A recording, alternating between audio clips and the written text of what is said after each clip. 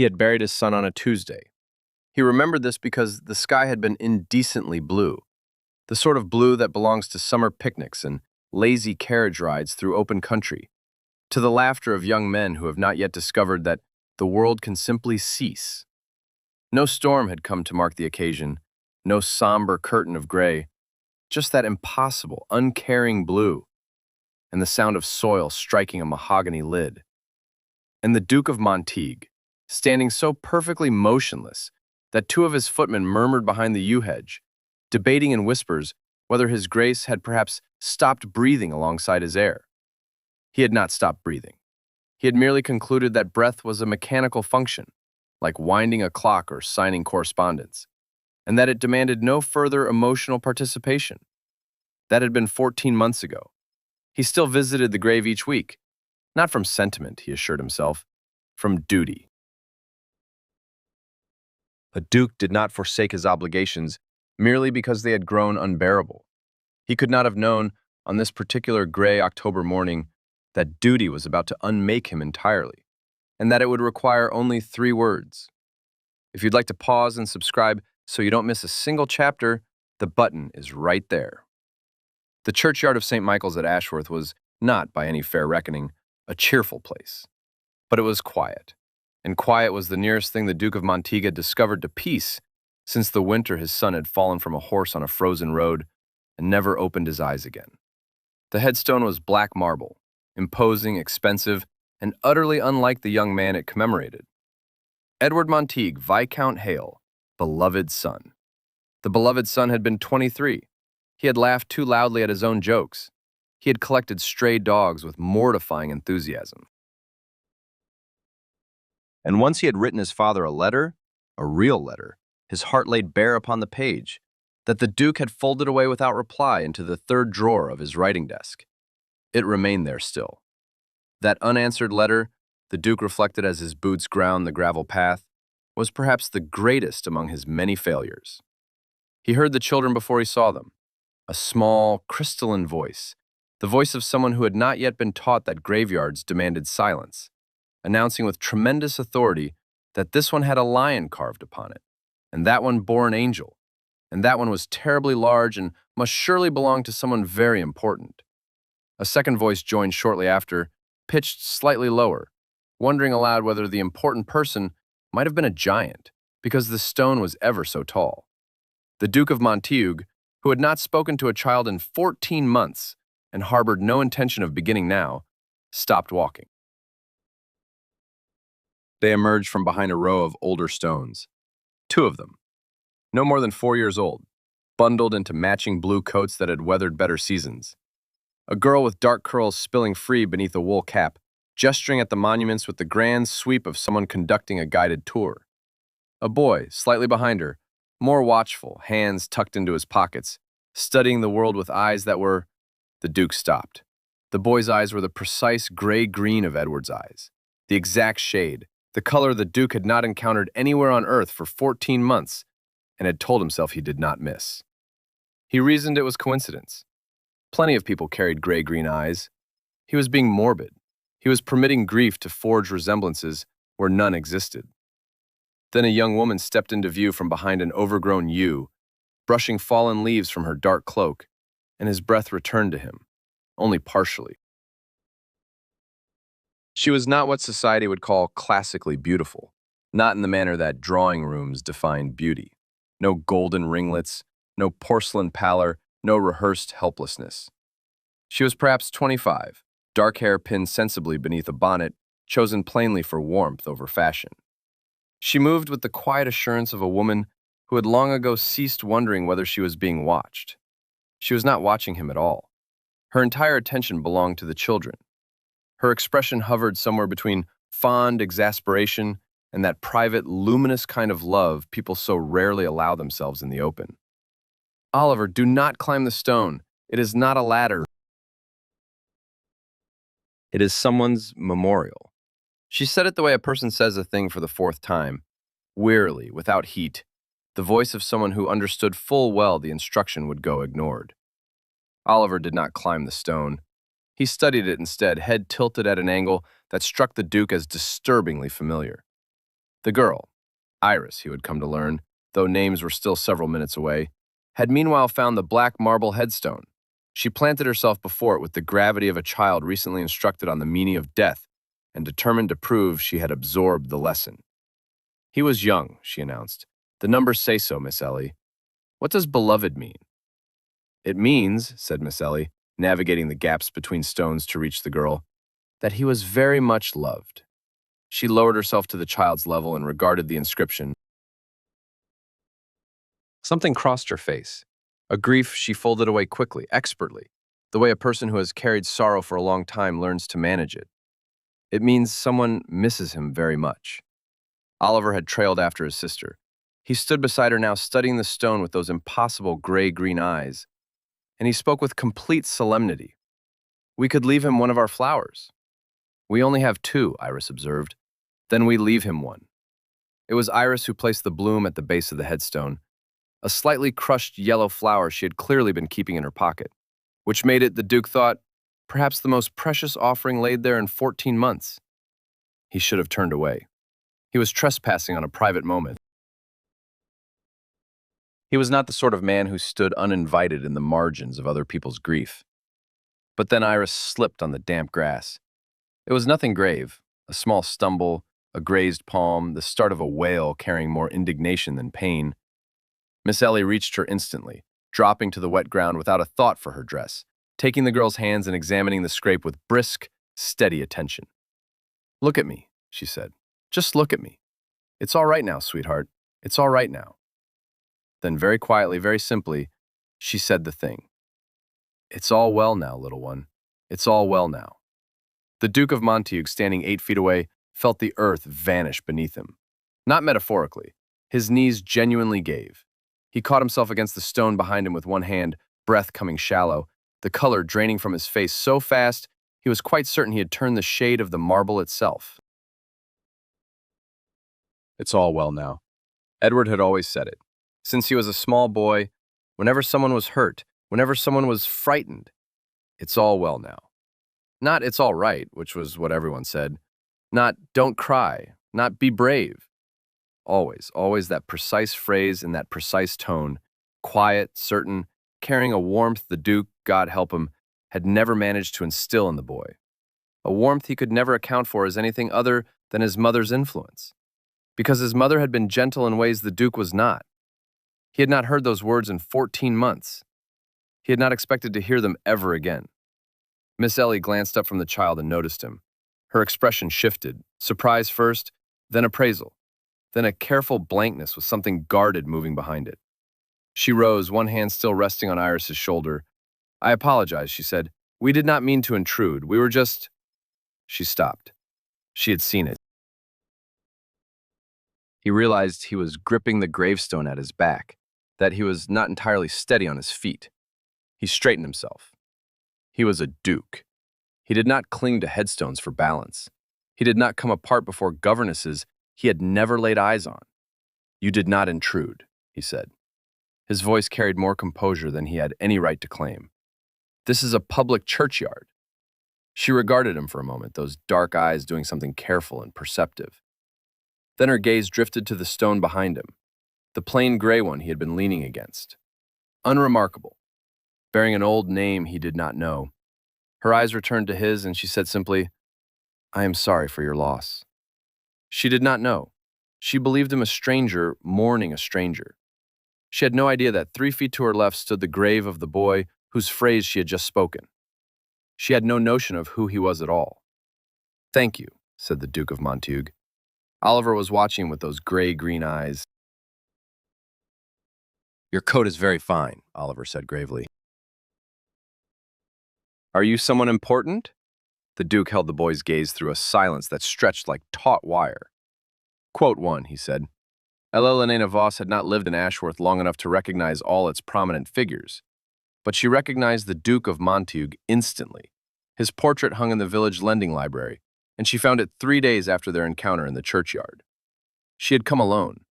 One of the precious few hours each week she allowed herself solitude, not indulgence, necessity, because there exists a particular species of grief that cannot be carried out in front of children. It demands privacy. It demands the freedom to stand perfectly still in a public room, eyes fixed on a portrait, and let the full crushing weight of recognition settle, without anyone small tugging at your sleeve to ask why your face looks like that. Clara had been 3 years younger. Clara had been the laughing one, the impulsive one, the one who said yes before she grasped the question and then sorted through the wreckage afterward with a brightness that Elelena had spent years pretending to find maddening, and actually found, if she was being truthful, the single most radiant quality she had ever witnessed in another human being. Clara had loved Edward with every atom of herself. Clara had written in the last letter Elelena received before the end that she had never before understood what people meant when they spoke of a life finding its correct shape, that this was what she'd been reaching for all along, that shape. Elelena had that letter. She had every letter. She kept them in a box beneath her bed and read them on nights that stretched too long, when the children slept and the silence developed edges sharp enough to cut. She had been so consumed with grieving on the children's behalf for what they had lost before they could possibly know they possessed it. A mother who would have been extraordinary, a father who had been striving so desperately to deserve her. She had not always permitted herself to grieve for what she had lost. A sister, the specific, irreplaceable solace of someone who has known you since before you knew yourself. She allowed it now, briefly, in the lending library, one hand resting on the shelf, her eyes on the portrait. But the man in that gilded frame was the one person she had reason to fear. So she put it away. She was extremely practiced at putting things away, and she took the children home. The portrait was 12 years old, and so it depicted a younger, somewhat less forbidding version of the man she had met. But the bones were unmistakable. The set of that jaw, the gray eyes, not gray-green, just gray, like winter slate. The bearing that managed to convey, even through oil and canvas, that here stood a man who expected the world to arrange itself in proper order around him. She stood before it for quite some time. Then she replaced the book on its shelf, took Oliver and Iris each by the hand, and walked home in a state of meticulous composure that deceived no one except the children, who were, in fairness, 4 years old, and primarily concerned with whether there would be apple cake for tea. Duke of Montague, father of Edward Montague, the man whose only son had died on that frozen road while traveling home from Elelena's sister's house, from Clarara's house, from the house where Clarara had been 8 months gone with child, where Edward had been spending every evening he could steal without his father's knowledge, where the two of them had been constructing a life in secret, one they intended to announce just as soon as they found the right moment, the right words, and the courage to face a man who had spent Edward's entire existence demanding he become something other than what he was. All those fragile hopes had shattered on the ice. Clara died, delivering the twins 3 weeks later. Oliver and Iris entered the world at the cost of their mother, and Elelena had simply stayed. There was no other word for it. She had looked at those two small, furious, entirely helpless creatures, and she had stayed, the way one stays beside a fire in a storm. She had not sought the Duke out. She had told herself, carefully and consistently, for the whole of the children's lives, that she was protecting them, that a man who had driven his own son into secrecy was not a man who could be trusted with 2 illegitimate grandchildren, that whatever world the Duke might offer them would be gilded and cold, nothing like the warm, muddy, slightly chaotic world she had built for them instead. She repeated these things to herself now, walking home with a child gripping each hand. She told herself that the man in the churchyard, pale, rigidly composed, his fingers white around the edge of the gravestone, bore no resemblance to the tyrant she had assembled, piece by piece, from Clarara's careful, loyal, achingly tender letters. Letters about a father who simply could not love in the right direction. Elelena was very good at telling herself things. She'd had years of practice. The Duke of Montague arrived at the cottage the following Wednesday. He did not knock like a man who expected to be refused. He stood at the gate with the formal self-containment of someone who had spent 40 years constructing a wall around himself, and who regarded that wall as load-bearing. 2, he said, when Elalanina answered the door. Then he stopped. Over her shoulder, he had caught sight of Oliver in the hallway. The boy wore a wooden sword and a look of profound concentration. That is the boy from the graveyard. It is, Elalanina said. Her voice held steady. The rest of her did not. And his sister. He had spotted Iris now, too, upside down on the settle, apparently attempting to read a picture book from that orientation. Yes. She did not move to let him in. She stood in the doorway, and every instinct she possessed was being torn in two directions. The instinct to protect, which was 4 years old and ferocious, and the instinct to be honest, which was older and considerably more inconvenient. Quote 4, he said. Not quite a question. The pause stretched a fraction too long, she said, which was true, which was entirely precisely true, and revealed absolutely nothing. The Duke studied her with those slate-gray eyes, and Elalanina had the deeply uncomfortable sensation of standing before a man who noticed things, a man who filed details away with the precision of a clerk who suspects the ledger does not balance. Quote 8, he said. No, you arrived here recently, about a year ago. 14 months ago, in fact, the same month he had buried his son. Something shifted in his face. He controlled it immediately. For just a moment, he looked like a man performing arithmetic he did not wish to perform, arriving at a sum he was not prepared for. I see, he said. Was there something else? Your Grace? She had used his title deliberately. A reminder, a distance, a door held firmly in position. He looked at her. He looked past her at Oliver, who had abandoned the wooden sword and now watched the stranger at the gate with those careful gray-green eyes. Quote 9, said the Duke of Montague. Quote 10. Quote 11, she said. Quote 12. He nodded. He left. Elalanina closed the door and pressed her back flat against it. She stood there for quite some time, listening to her own heartbeat, which had decided this was an excellent moment to be extremely loud about things. He returned on Friday. He told himself he was simply passing through. Ashworth's eastern lane did not, in fact, lead anywhere the Duke of Montague had any particular reason to pass. But this was the sort of logic the brain discards entirely when it has decided it requires something the heart is not yet permitted to name. Oliver was in the garden, engaged in a deeply serious game that appeared to involve burying small stones and then immediately excavating them. The Duke observed this from the gate for a moment before the boy looked up. Said with complete composure, "You came back. I was in the neighborhood." "Miss Ellie says people who say they were in the neighborhood," Oliver informed him, "are usually not telling the whole truth." The Duke considered this carefully. "Miss Ellie," he said, "appears to be a very perceptive woman. She is the cleverest person I know." Oliver delivered this in the tone of someone presenting an established and unassailable fact. "Do you play chess?" "I have been known to. I am learning," Oliver said. He paused. "I mostly lose." "Everyone mostly loses when they are learning. Did you mostly lose when you were learning?" The Duke thought of a 7-year-old version of himself who had, indeed, mostly lost, who had hurled a chess piece across the library in a fury at 10,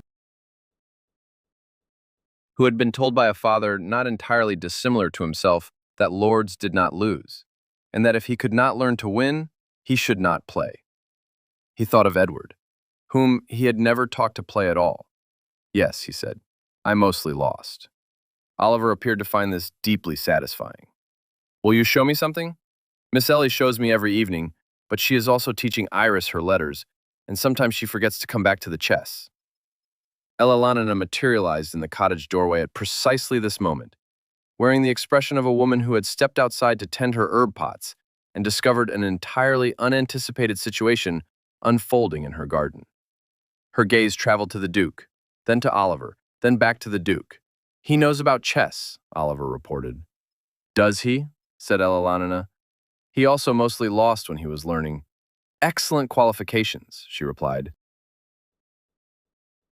And though her voice maintained careful, courteous neutrality, the corner of her mouth performed something it did not have her complete authorization to perform. "Oh, you had better come in then, Your Grace, since Oliver will simply stand there staring at you until you do." The cottage was small by the standards the Duke ordinarily occupied. and warm in a manner that Montague House had not been in, longer than he cared to calculate. Books stood stacked on every available surface. A child's drawing hung pinned to the wall beside an engraving of Warwickshire, its glass marked with a small, smudged fingerprint. From somewhere deep in the back of the house drifted the smell of something baking. It struck him with sudden, inconvenient clarity that he had not truly registered a smell in 14 months. He was ruthlessly dreadful at losing chess to Oliver. 3 times he managed it in the next hour, each defeat slightly more persuasive than the one before, until Oliver grew suspicious. Oliver said the Duke, "Miss Ellie says that letting someone win is a kindness without respect." From the chair where she sat pretending to read while entirely failing to read, Ella Lenina said without raising her eyes, "Quote 15. In that case, the Duke said, "Quote 16. He advanced a bishop. Check." Oliver's expression shifted from suspicion to a grin of pure, absolute delight. "Now show me how you did that." Iris emerged from behind Ella Lenina's chair, where she had evidently been conducting her own silent investigation of the stranger for the past 20 minutes. She climbed without invitation into the Duke's lap to study the board. "That's the one that goes sideways," she announced, pointing at the bishop. "Diagonally," the Duke said. He was very still. He could not remember the last time a child had simply climbed onto him.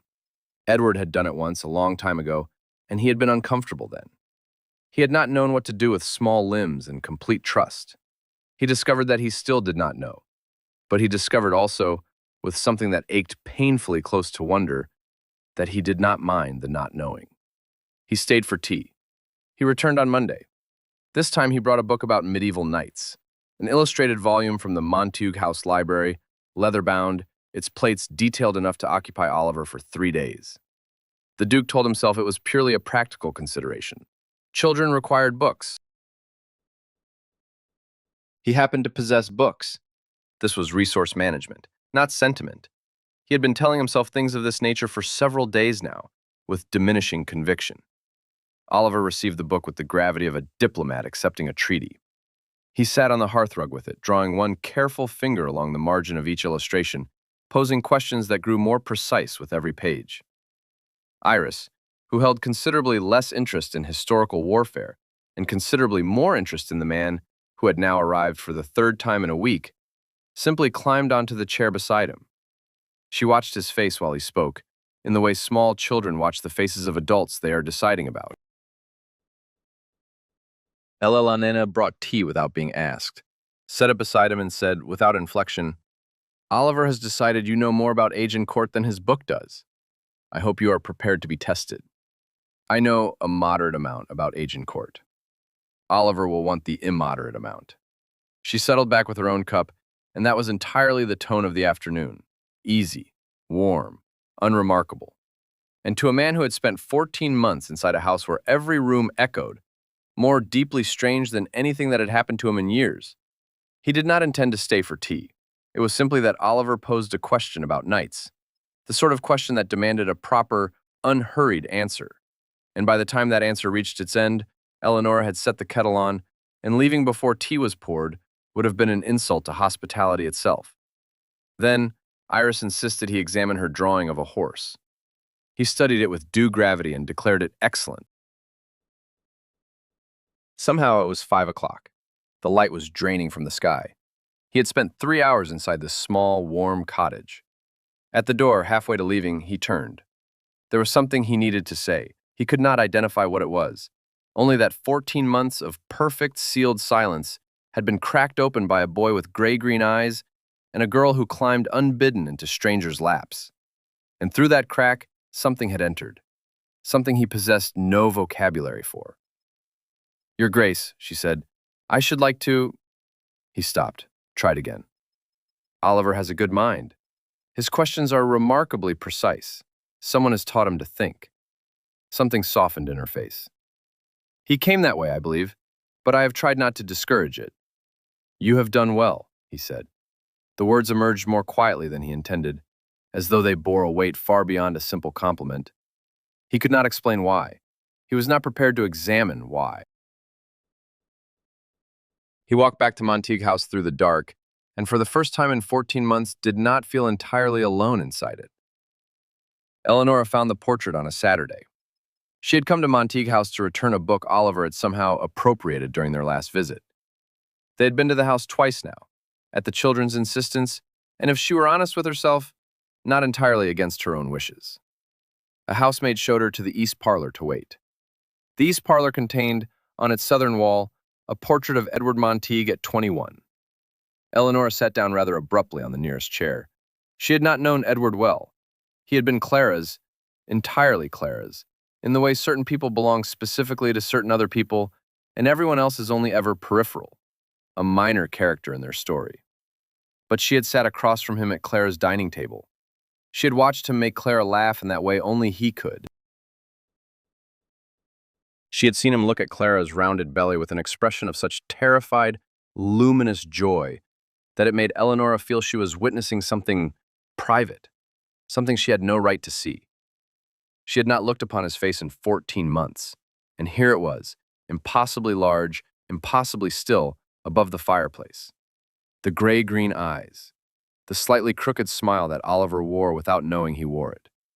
The set of the shoulders she had been watching the Duke arrange himself into across 3 visits, without understanding why it felt so familiar. Because it was the same shoulders, the same jaw, the same line of brow. Split, it seemed, between 2 men, both of whom were now irretrievably tangled with her life in ways she had no idea how to undo. She turned. The Duke stood in the doorway. He was watching her with an expression she had never seen him wear before. Not the controlled blankness he usually carried, but something raw, something careful. The face of a man who has followed a trail of evidence to its conclusion and is not certain he possesses the courage to speak it aloud. It was not a question this time. He stopped. She stood. She would not have this conversation sitting down. The words landed flat, without inflection, which made them more damaging than if he had shouted. There was no use in the softened version now. He was a man who noticed things. He had noticed everything. The time for soft versions was finished. She stopped. The Duke went very still. He said, Eleonora held her ground.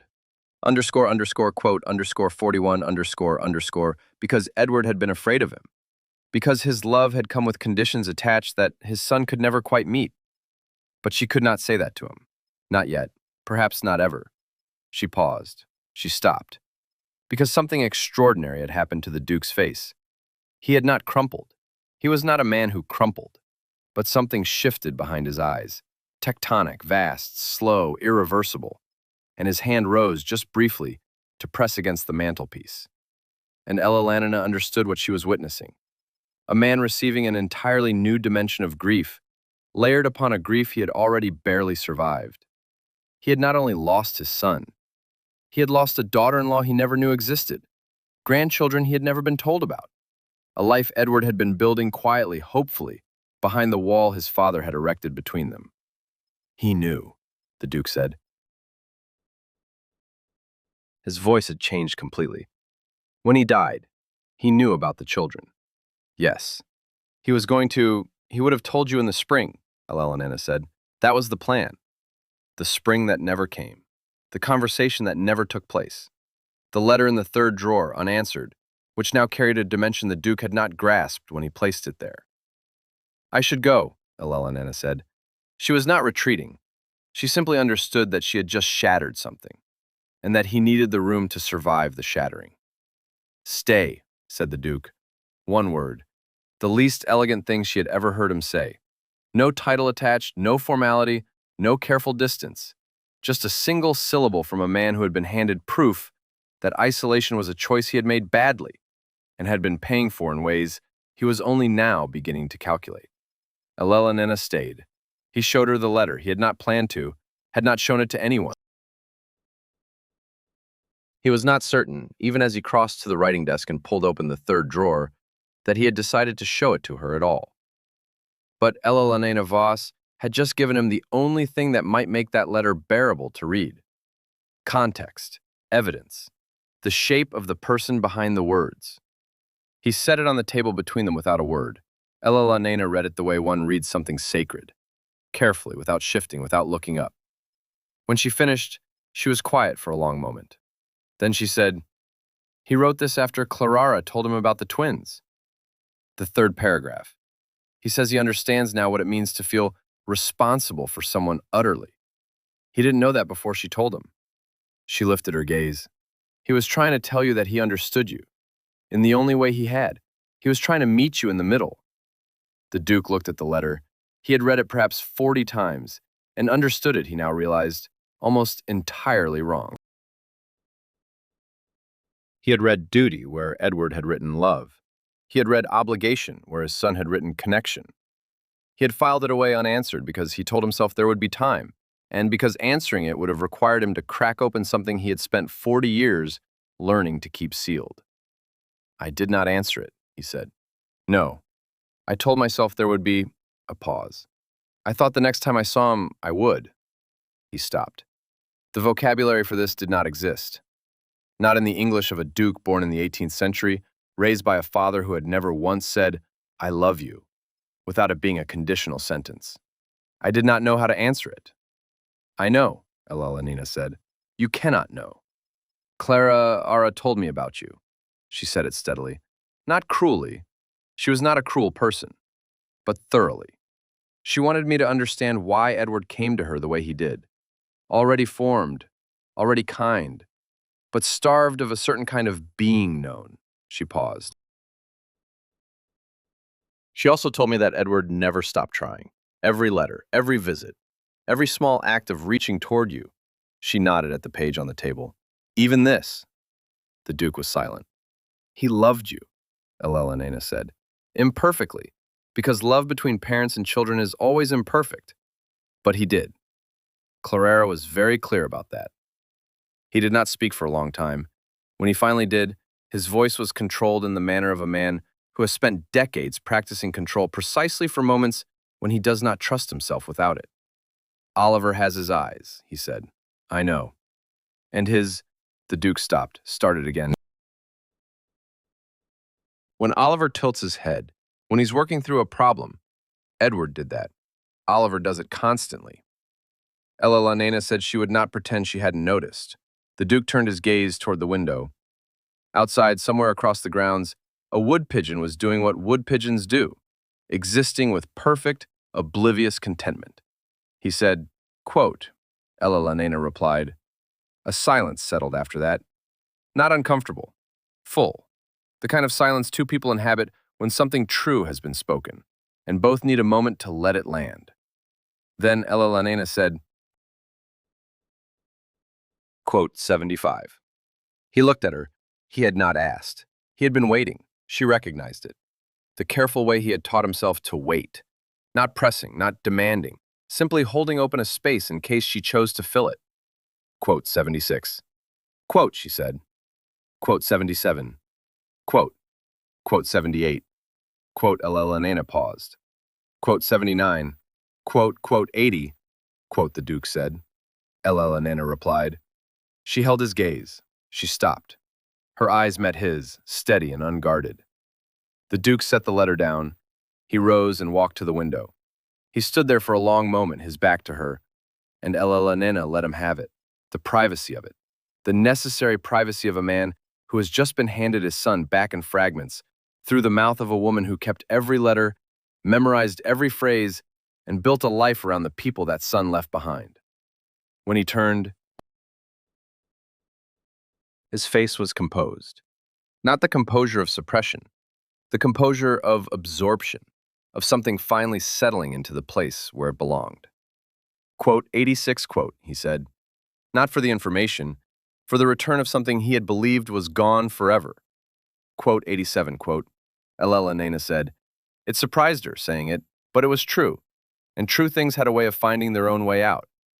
Underscore, quote, underscore, 88, underscore. Something shifted across his face. Not quite a smile, but the precise structural precursor to one. Underscore, quote, underscore, 89, underscore, he said. November arrived at Ashworth the way November always does, without permission, carrying a particular kind of gray beauty that made the grounds of Monteague House resemble a watercolor that had run slightly at its edges. The children now spent 3 afternoons a week at the house. This had not been formally arranged. It had simply happened. The way things that feel inevitable tend to happen. Gradually, then entirely. Oliver had claimed the library. He sat at the desk that the Duke's grandfather had imported from France at enormous expense, forming his letters with a concentration that made the quill look personally offended by his grip. The Duke read nearby, offering occasional observations about posture that Oliver received with the same solemn attention he brought to everything. Iris had claimed the garden, and a considerable portion of the Duke's patience, which turned out to be far more extensive than anyone, himself included, had ever suspected. She had entered a period of asking why about everything, without pause or mercy, and the Duke, who possessed a ready answer for most things, and who discovered to his own private amazement that he relished having a conversational equal, someone performing neither deference nor rivalry, answered her faithfully each time. When he did not know, he said so, a habit he had cultivated specifically for her. Ella Lanena watched all of this with the complex, vigilant attention of a woman who has gathered everything she loves into a single room and cannot determine whether that constitutes shelter or devastating exposure. It was a Tuesday in mid-November when the almost happened. The children had been taken upstairs by Mrs. Hartley, the housekeeper, who had claimed them with the enthusiasm of a woman who had spent 30 years quietly hoping for precisely this variety of beautiful chaos. And Ella Lanena had stayed to restore the library to something approaching order. And the Duke had stayed because he had a letter to write. He did not write the letter. Then it was 7, and the fire had sunk low. He sat on one side of the hearth, she occupied the other. They were discussing Oliver's mathematics, progress so rapid it had genuinely startled them both. And then, by some unmarked turn, they were speaking of Edward. She told him something Clara had once written about the way Edward used to hum beneath his breath when he was happy, never realizing he was doing it. The Duke said very quietly, "He hummed. I had forgotten that." And something in his face opened in a way it had not opened across any of the weeks she had known him. Ella Lanena, who had been carefully, rigorously maintaining a sensible distance for 11 weeks, discovered that the distance had somehow collapsed while she was attending to other things. He was close enough that she could see firelight reflected in those slate-gray eyes. Close enough to see that he was not, in this moment, the Duke of Montague at all. Not the title, not the bearing, not the meticulously constructed edifice of a man who required nothing from anyone. He was simply a person beside a dying fire who had just received something back he believed was lost forever, and who was looking at her with an expression that made it impossible to feign misunderstanding. "Ella Lanena," he said, "not Miss Voss. Ella Lanena." The first time he had spoken her given name. She did not move away. "Papa." They both startled. Iris materialized in the doorway wearing her nightgown, having evidently staged a successful escape from Mrs. Hartley's watch. Oliver stood immediately behind her, looking guilty and loyal in equal measure. The Duke began, then stopped, because Iris said it again, in a tone that was not requesting permission, but simply naming a thing already settled in her 4-year-old understanding of the world. She had decided, apparently within the past fortnight, that this large, serious man who answered every one of her questions and had never once told her to be quiet, filled a particular category. She had assigned him accordingly. The Duke looked at Ella Lanena. Ella Lanena looked at the Duke. She said, her voice was very careful. Underscore, underscore, underscore, he said. Underscore, underscore, underscore, underscore. But Iris had already crossed the room and climbed into his lap with the total authority of someone who considers the question resolved. Oliver had settled beside Ella Lanena on the settee, resting his head against her shoulder. For a moment, none of them spoke. Then the moment passed, and with it something that had nearly happened. Something that had not vanished but had simply consented to wait a little longer. That was not, however, what the evening would be remembered for. It was Oliver who made the night remarkable. He had been quieter than usual during the visit, which, given his habitual seriousness, was a quietness bordering on complete stillness. Ella Lanena had noticed. She had attributed it to tiredness. She had been wrong. He waited until the Duke was helping him with his coat in the hallway before he spoke, without preamble and without looking up. The Duke went very still. Oliver clarified. He was studying his buttons now with the fierce concentration of a boy saying something important. A boy who has determined that eye contact would make it too much. A pause. Ella Lanena said softly. Oliver went on, in that particular tone he adopted when a thought had been turning inside him for days, and he had at last reached a conclusion the grown-ups needed to hear. He raised his eyes at last. Gray-green met gray, steady, unflinching, far too old for 5. The hallway went utterly still. The Duke lowered himself slowly, deliberately, until his face was level with the boys. Ella Lanena watched him do it. Watched the care in the gesture, not the patronizing crouch of an adult humoring a child, but the posture of a man who understood that this exchange demanded equal ground. You are very observant, the Duke said. Miss Ellie says observation is the beginning of understanding. Miss Ellie is right. He studied the boy for a long breath. I knew your father, a long time ago when he was young. It was not the whole truth. It was as much truth as a 5-year-old could bear. And I think that is perhaps why I keep coming back. Because you remind me of him. Because being here makes me feel, he faltered, the vocabulary problem. The lifelong, incurable vocabulary problem. Less alone, he finished. Oliver weighed this with enormous gravity. We were alone too, he said. Before you came. Miss Ellie doesn't say so, but I could tell. He reached for his small hat on the hook. I don't think we should be alone anymore. I think it is better like this. His gaze found the Duke's with the blunt certainty only small children possess, the certainty of someone who has identified a truth the adults are still circling. 116, said the Duke. His voice was entirely steady. His hands at his sides were not. Quote, 117 Oliver nodded once, satisfied. Quote, 118 he said, and crossed to take Ella Lenena's hand. And that was that. The whole enormous thing resolved in the direct, practical manner of a child who asks only what is true, accepts only what is honest, and who had, in 2 minutes in a hallway, seen more clearly than anyone else in the house what was real and what needed to happen next. The solicitor arrived on a Thursday. His name was Mr. Calloway. He came from London, carrying a letter from the Duke's sister, a woman named Lady Constance, who had caught wind of the mysterious governess and the suspicious children. She had decided, with the confident zeal of someone who has spent 17 years waiting to be vindicated about something, that her brother was being managed by a scheming woman of no family and no fortune, that the children were almost certainly impostors. Ella Lanena, who was not scheming, who possessed no particular fortune, and whose family consisted of the 2 small people currently attempting to teach the cook's cat to sit, was nonetheless keenly aware that Lady Constance's entrance into the picture changed the arithmetic considerably. She learned this from Mrs. Hartley. Mrs. Hartley told her because she liked Ella Lanena, and because she had decided in week 2 that his grace was better with these people around, and she refused to pretend otherwise. Ella Lanena thanked her, walked back to the cottage, sat Oliver and Iris down for an early supper, put them to bed. Then she lowered herself into the kitchen chair and thought about what the solicitor's letter truly meant. It meant a formal inquiry.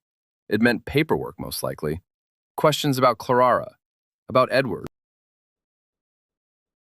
about what exactly Miss Ellie's claim over the children amounted to in the eyes of the law. It meant the Duke trapped between a sister who had his ear and a woman who had his grandchildren, deciding where his loyalty would fall. It meant, she thought, the very thing she had feared since the churchyard. The Duke came to the cottage at 9 the following morning.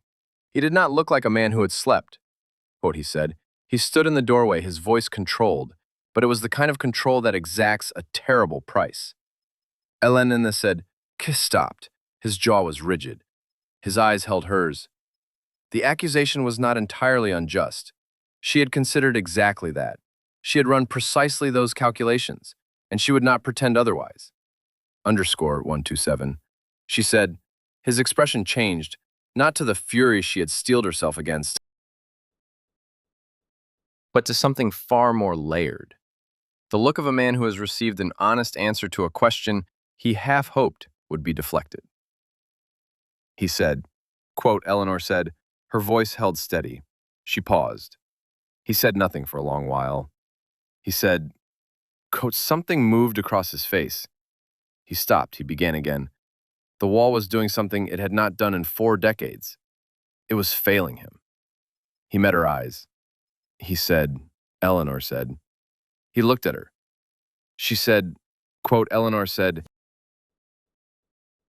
The Duke stood in her doorway for a long moment. Then he spoke. Ella Lenina agreed, he said. He looked at her, he said. The word sounded like a small act of demolition. He paused. Ella Lenina looked at him for a long moment. This complicated, wounded, slowly opening man who had spent 40 years building a wall and was now dismantling it, piece by piece, with his own hands. Quote, 158, she said. Quote, 159. December arrived carrying snow. Iris regarded it as a personal gift and announced this opinion at considerable volume. Oliver regarded it as a scientific phenomenon and spent 3 days gathering data on snowflake structure with a magnifying glass that had appeared in his stocking. A stocking hung for the first time at Montague House in a room that smelled of pine and beeswax, and the particular happiness of children who have no notion that arrangements are being made on their behalf. Lady Constance came and went. She had not, in the end, been the catastrophe Elena feared, because the Duke of Montague had met her carriage on the drive and spoken 7 sentences that Elena was not privy to. When Constance came inside, she was tight-lipped and appraising, but she was not fatally cruel. She watched Oliver for 10 minutes and then said, in the tone of someone who has been out-argued by the universe, quote, 160. She watched Iris for 5 minutes and said, quote, 161. She ate 3 pieces of cake and departed, and on her way out she said to Eleanor, quote, 162. Quote, she let that settle. Quote, 163. Quote, then she stepped into her carriage and she was gone. Elena stood on the steps turning those words over. She did grasp the difference. If she was honest with herself, she had grasped it for quite some time. The documents had been filed, the children's parentage was established. They were Edward Montague's heirs, legitimate in every manner the law could be persuaded to acknowledge, given the circumstances. And those circumstances yielded more recognition than Elena had dared hope for. Fewer than the Duke had wanted, but enough. Enough to secure their future. Enough to make their place in the world certain. Enough for their grandfather's title to carry weight for them someday, should they choose to let it. Elena had moved in November into the east wing of Montague House. This, too, had never been formally arranged. It was Mrs. Hartley's doing primarily. She had simply had Elena's boxes transferred from the cottage with the serene air of a woman resolving a problem that had been obvious to everyone except the 2 people most directly concerned. She and the Duke, Monty, had navigated this with the careful, faintly absurd formality of 2 people keenly aware of what they feel, who have agreed without quite voicing it to move at a pace that will not terrify either of them. There had been evenings by the fire, conversations that began with the children and drifted slowly into territory that had nothing to do with children at all. He told her about his father. She told him about hers. He confessed he had never been in love before, not in any way he had allowed to go anywhere. She admitted that she had been once, briefly, with someone who had not wished to be encumbered by a woman raising 2 small children. And then they had both gone quiet. In that quiet, something was firmly established. There had been, on a Tuesday in late November, a walk through the walled garden where he took her hand and held it, without comment, until Oliver burst around a hedge demanding arbitration in a dispute with Iris over whether a sleeping hedgehog was dead or merely resting. There had been, on a Wednesday, a glance across the dinner table that lasted a fraction too long, noted instantly by Iris with the unerring radar of a 4-year-old who finds adult confusion deeply entertaining. There had been a moment just last week, standing in the library when he said her name and she looked up and knew precisely what was coming. and had been perfectly ready for it. Then Oliver knocked an entire inkwell off the desk. The moment dissolved into the practical chaos of saving 17 pages of the boy's very earnest geography notes. December the 23rd was a Sunday. The children were in the kitchen with Mrs. Hartley and Cook, absorbed in the serious business of pressing gingerbread into animal shapes, a project generating an astonishing volume of noise for 2 small people and 1 patient housekeeper. Ella Lenena had slipped into the walled garden for 10 minutes of quiet and the particular pleasure of snow falling on silence. The Duke found her there. He was not wearing his coat, which meant he had come straight from the house without pausing for it, which meant he had come quickly, which meant something. Ella Lenena said, he said, and then he was not brief at all, because he stood beside her for a long while, gazing at snow layered along the garden wall. Ella Lenena had the impression of a man arranging words with the same fierce concentration Oliver brought to chess pieces before a difficult move. He said, he stopped. He said, Ella Lenena pressed her lips together. She nodded. He looked at her. He paused. Ella Lenena said, which was true, and also a tactical diversion, because she was fighting very hard not to. Quote, he said. He reached into his coat, the coat he was not wearing, then looked down at his bare hands and said, he said, with the precise, measured frustration of a man who has rehearsed a moment at length and is now watching it veer from the rehearsal. Quote, 181, He stopped. He looked at Ella Lenena with something that might, in a man less fortified against vulnerability, have been called helpless. A flicker of laughter crossed his face. Quote, Ella Lenena said. She was smiling. She could not stop. Quote, she looked at him. This man who had come outside without his coat to say something that mattered, who had left the ring on the library desk, who had been catastrophically wrong about love and was trying, day by day, chess game by chess game, bedtime story by bedtime story, to be less wrong. He looked at her. He said, she said, just that. Yes, the same word with which Iris had named him Papa, the same clean, unconditional syllable. And he looked at her as though she had handed him back something he had abandoned on a frozen road 14 months ago, something he had spent every day since believing was lost forever. He took her face in his hands. He was cold, genuinely freezing, having stood in the garden without his coat for 4 minutes. She was laughing a little. He was not laughing, but he was close, which was its own kind of miracle. He kissed her, not the kiss of a man who had rehearsed it, the kiss of a man who had spent a very long time waiting for permission to want something, and who had finally, improbably, been granted it. Warm and real and slightly unsteady at the edges, which made it, Ella Lenena thought, exactly right. Then, Iris's voice from the garden doorway had a volume technically unnecessary given she stood 15 feet away, accompanied by Oliver saying, in a tone of resigned dignity, I told you they were going to. Ella Lenena laughed against his mouth. He pulled back and looked at the 2 children framed in the doorway. Iris, triumphant. Oliver, carefully unsurprised. Both dusted in flour in a way that suggested the gingerbread had been adventurous. She said yes, Iris announced to no one in particular, to the garden wall, to the snow, to the general universe. I heard, said Oliver, which was the most Edward thing he had ever said, and it struck the Duke somewhere in the chest with the gentle, bearable grief of something that no longer only hurts. Come here, said the Duke, quietly. He opened his arms, and Iris came at a run, as she always did. Oliver came at a walk, as he always did, and Ella Lenena was pulled into the center of it. For a moment, they were simply 4 people in a cold garden, being very warm together. You're not wearing your coat, Oliver observed. I know, you'll freeze. He knows, Ella Lenena said. He was informed. It's all well now, Iris said, patting his arm with the proprietary tenderness of a child who decided months ago that the arrangement was settled. It's all well now, Papa. The Duke of Montague, a man who had spent 14 months learning the shape of grief, and 3 months more learning, slowly, painfully, with considerable help from 2 small people and the woman who loved them, how to return from it, pressed his eyes shut. Just for a moment. It's all well now. Edward's phrase. In Edward's granddaughter's mouth, spoken to a man who had finally, at last, earned the right to believe it. Quote underscore 202 quote, said the Duke of Montague, said Monty, and held them all a little closer.